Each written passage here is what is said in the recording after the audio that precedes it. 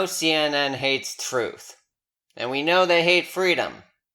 So is it really that surprising that they hate democracy? Today, we'll be looking at this article and running it through the 5-sheet to see how CNN is pushing back against the voter integrity laws that are being proposed in a few new states, and they're using the go-to tool in their toolbox to do so. It's racist! Alright, let's dive in. First thing they're doing here, you can see checked, is the undue emotion. So they have this example. For those that don't know, undue emotion, some things are necessarily emotional, so be it, but when an article adds unnecessary amounts of emotionality, that's a manipulative tactic. It makes readers feel more than think. It turns on your reptile brain, it turns off your thinking brain. So it's just a well-known manipulative tactic. It's clearly what they're doing when they use this here quote. In Florida, for example, a challenged voter needed to produce... Oh, this is talking about a law from the 1800s. In Florida, for example, a challenged voter needed to produce 2 witnesses to vouch for him. But the law said election officials needed to know each of the witnesses, which a Brennan Center study on the history of voter challenges described as an enormous hurdle for black voters.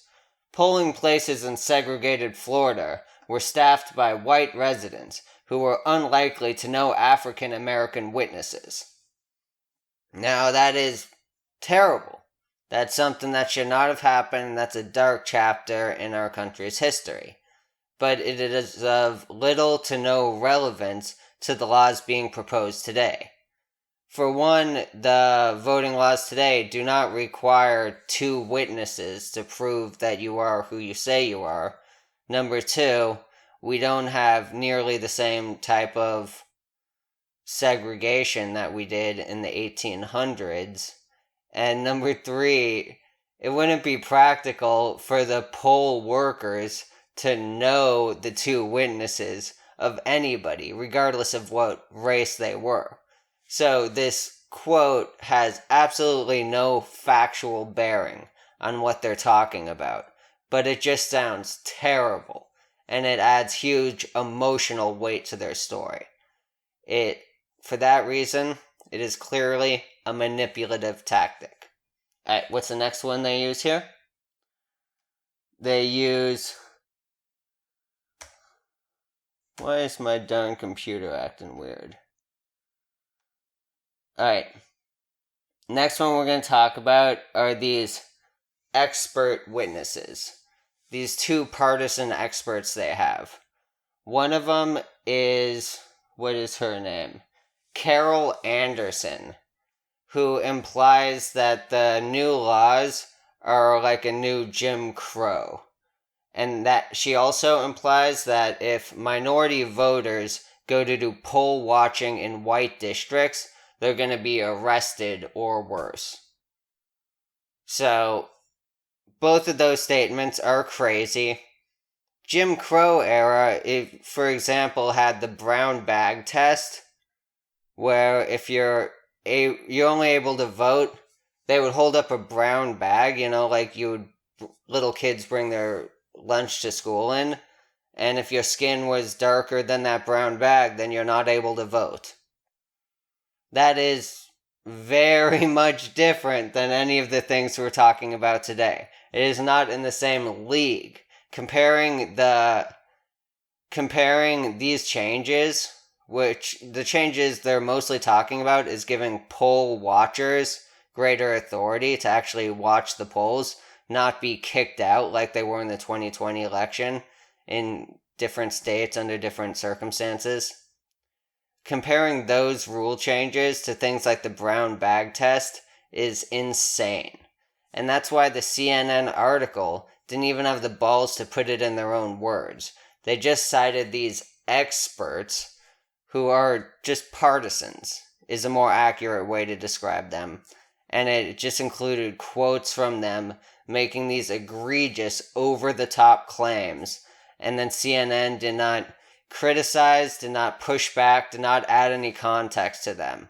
It just wrote down exactly what these people said without any criticism and without adding any experts from the other side. Right? They could have easily found people with similar levels of qualifications who would argue back against these specific points, or who would make similar egregious claims on the other side of the aisle, but they just opted to not include those because it did not further their narrative. It's another manipulation tactic. The other guy they included was Mark Elias.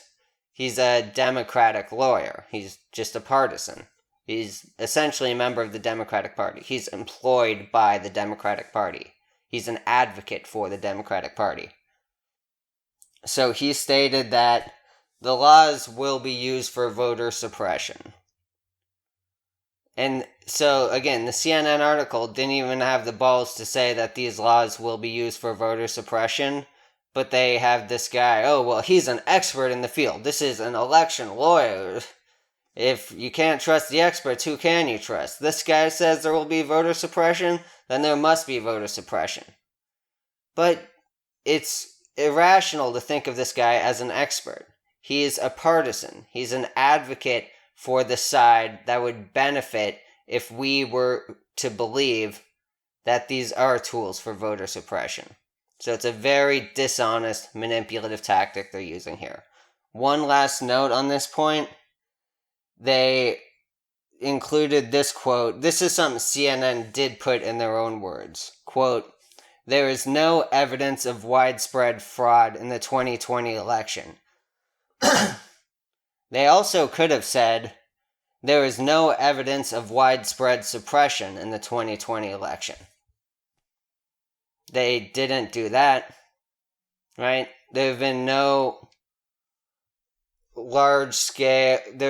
studies that have been large enough, gold standard-y enough, no double-blind, placebo-y enough studies that qualify for proof positive in either case. So you can make that statement, you can make that assertion on either side, but CNN chose to include the one side that furthered their narrative. Alright, let's keep trucking along. This is fun.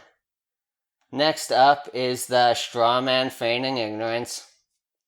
So, this is going back to an old trope they had used a lot throughout the election challenges, post-election, and they have a bit of a different twist on it. So this is the quote. "Most counties dismissed True the Vote's challenges, but Georgia's new statute requires local election administrators to consider these challenges, threatening them with state sanctions if they don't." So, if you notice what they did there, it said most counties dismissed their challenges. That a lay person looking at that would think those were dismissed because they were found to be without merit, when in reality, most of those were dismissed on procedural grounds, and the courts never considered the merits. That was something they did all throughout these post-election challenges. There were a couple of cases that were considered on the merits, but the vast, vast majority of those cases were dismissed for ripeness, mootness, laches, etc. So, they're going back to that trope where they conflate procedural and meritorious dismissals. But there's a bit of a twist on this, because they're starting to launder in the truth. In the same way that Time magazine article about fortifying the election came out and described all of this stuff that was done, that many of the claims that people on the right were arguing were the reason it was an unfair election. Time magazine came out and said all these things were done. Look, here are the receipts. but they only came out and said that after most of the controversy had died down, after most of the challenges were done, right? After it was a fait accompli. So now, similarly, the CNN article is starting to admit that they're starting to admit that there's a difference between dismissing these and the courts actually considering the merits. But they're only doing so after most of the controversy has died down. Because they use that phrase, blah, blah, blah. Georgia's new statute requires local election administrators to consider these challenges. And if you're someone who is totally on the left, only reading CNN stuff, that'd be almost confusing. Like, what? They'd have to consider them. Like, what? They didn't consider any of the other ones? What are you talking about? And it's like, oh yeah, just looking at procedural stuff with that other stuff. No big deal, don't worry about it. So they're just normalizing all of this behavior with the way this election was handled that many people consider to be extraordinary, unprecedented, in some cases unacceptable behavior. So they're starting to launder the truth back in. They're starting to admit to some of the stuff they've been obfuscating now that it's not as contentious. They're allowing that truth to enter the mainstream consciousness now that they don't have as much to lose if it does enter the mainstream consciousness. Okay. Where are we at now, man? We are next going to look at Poison the Well. So, yeah, this will be a quick one. They use this phrase where they're talking about how Trump and his efforts, quote, failed to overturn the election results.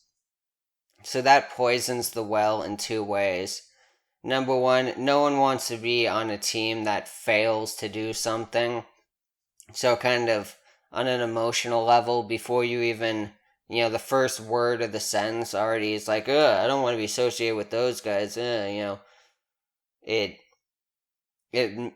poisons it. It makes it seem weaker, makes it seem bad. And then the second part of it is it assumes the conclusion by saying that they were attempting to overturn the election results.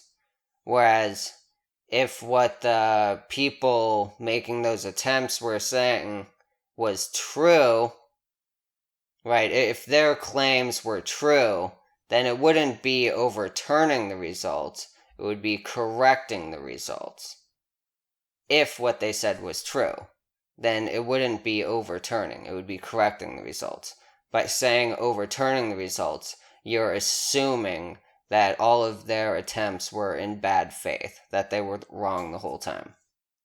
So, that one was sort of a double whammy, wrong for two reasons. Alright, got this last little bit here. Right at the beginning, it talks about how voting rights advocates are alarmed by what's going on here. It doesn't name voting rights advocates or the organizations they're with or anything like that. And it just struck me as odd after having read a CNN article a week or two ago about those Capitol riot protesters who are being jailed for quasi-political crimes and, held without bail in terms that many civil rights advocates are up in arms about, and that wasn't even mentioned anywhere in the story. The whole civil rights due process side of it was not part of CNN's coverage at all. And this article, they open it up with how voting rights advocates are ringing the alarm bells. That's the way they frame the whole narrative. So that's just another little bit of indication, another pointer as to the as to the bias we're seeing here. So, in conclusion, voting is an essential part of a free and fair democracy.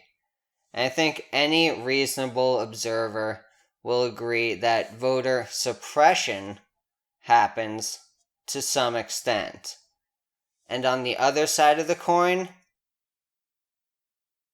I'll leave it there. Thank you, tech overlords.